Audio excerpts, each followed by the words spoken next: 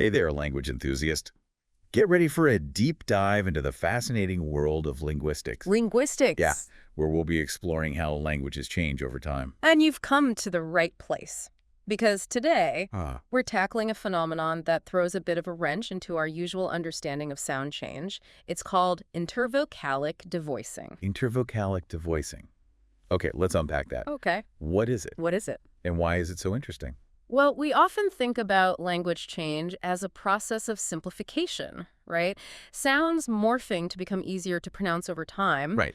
But intervocalic devoicing seems to do the opposite. Really? It's when sounds become less voiced, not more between vowels. That does seem a little counterintuitive. Don't things usually get smoother and softer between vowels? Yeah. Like in English, the T in butter almost sounds like an R. Exactly. That's a great example of the kind of sound change we typically expect. Yeah. It's called lenation. Limation. Basically, sounds becoming softer in certain positions. Okay. But intervocalic devoicing throws us a curveball. Hmm. It's like language decided to take the scenic route to evolution, and we're here to figure out why. I am so here for the scenic route. Good. So to unravel this linguistic puzzle, we're diving into an academic article called The Blurring History of Intervocalic Devoicing. All right. And I hear we've got some compelling case studies to explore. Absolutely. Let's talk about two related languages.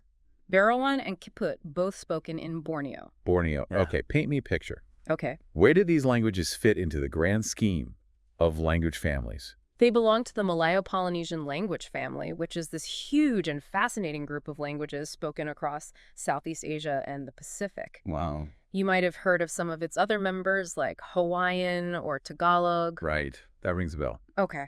So what's so special about Berawan and Kiput? How do they demonstrate this whole intervocalic devoicing thing? So how do we know this isn't just some crazy fluke? Yeah. Well, let's look at some real-world examples that demonstrate this blurring process in action. Okay. Let's talk about Berawan. I'm all ears. Hit me with the linguistic goods. Well, they exhibit some really compelling examples of intervocalic devoicing. Okay. For instance, the ancestral Berawan word for pig was Beguš. Notice that B sound nestled between those vowels. Over time, many Berawan dialects pronounce this word as Beguj. See how that B between the vowels inexplicably hardened into a K? Whoa. That is really unexpected. It's like the word got stronger sounding. Precisely. Huh. And it's not just a one-off quirk in Berawan. No. Kiput takes it up a notch. Okay. Ancestors used G-O, even a V sound, all becoming voiceless between vowels. Wait, hold back up a second. What in the world is a cullidal sound? Good catch. That's probably not a sound most people are familiar with unless they study phonetics. Right. It's a type of sound called a voiced palatal fricative, which basically means it's made by pushing air through a narrow space in your mouth further back than a Y sound. Okay. But for our purposes today, just know that it's a voiced sound that became voiceless in Kiput, which is unusual. Okay. Fascinating. So we've got these strange sound changes in both Berawan and Kiput. Yeah. But before you think these languages are just breaking all the rules, there's a fascinating explanation. It's called the blurring process. The blurring process. And it suggests that what seems like a single unnatural leap is actually a series of perfectly logical, phonetically driven steps. Okay. I'm intrigued. So instead of just one big jump, these sounds took a more roundabout path to get where they are today. What does that even look like? Think of it like a linguistic Doppler effect. Okay. Step one is that sounds often soften between vowels, kind of like what we were talking about with butter earlier. Right. Berawan and Kiput show evidence of this happening to even more sounds than we hear in their modern forms. So the sounds get softer, but then how does that lead to them becoming voiceless? Well, once those sounds are softer, specifically, once they've become what linguists call fricatives, they're primed for the next domino to fall. Fricatives. Now, a fricative is any sound you make by pushing air through a narrow space in your mouth, Okay. like FVS or Z. It takes more effort to make those buzzy sounds, especially when they're surrounded by vowels. That makes sense. Right. So it's not that the languages were aiming for voicelessness, it's just the path of least resistance from this softer in-between sound. Exactly. And to finish the blur, those devoiced sounds often become more distinct again, hardening into the voiceless consonants we hear in Berawan and Kiput today. Oh. It looks like a single unnatural change from our perspective, but it's really a hidden multi-step process. This is so cool. I'd never considered that a sound change could happen in multiple steps like that. Yeah. It's like a linguistic magic trick. Uh-huh. But instead of a magician, we have phonetics pulling the strings. Precisely. And just like a good magic trick makes you question what you thought you knew, this blurring idea has huge implications for how we understand language change overall. Okay, I'm hooked. So what does this all mean? Why should we care about a few rule-breaking languages in Borneo? We started this deep dive wanting to understand how languages relate to each other, how they evolve over time.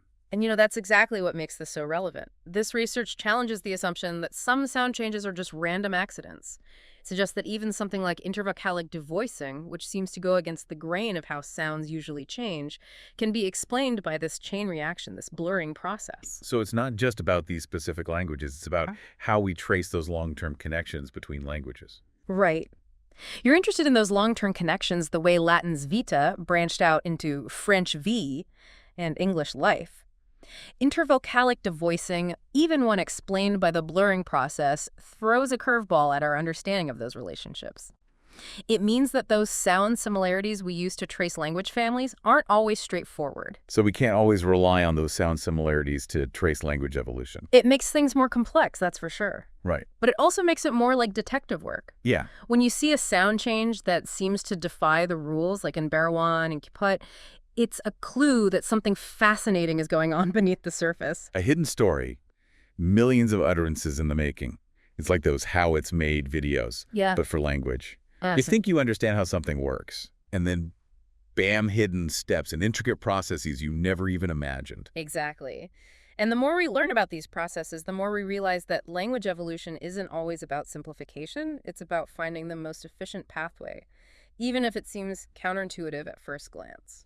So this blurring process, this roundabout way of getting from a voiced sound to a voiceless sound, it's actually more efficient for speakers in the long run. It can be. It's all about the subtle mechanics of how we produce and perceive sounds. Sometimes a multi-step process like this can lead to a more stable sound system over time.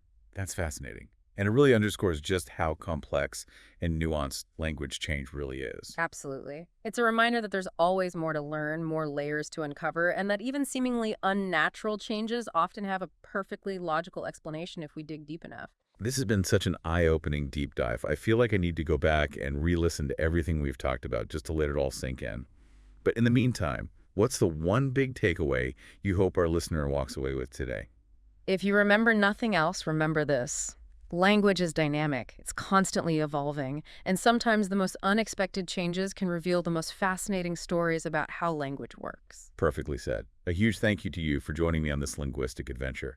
And to you, our listener, we hope this deep dive has inspired you to keep questioning, keep exploring, and keep marveling at the incredible world of language. Until next time.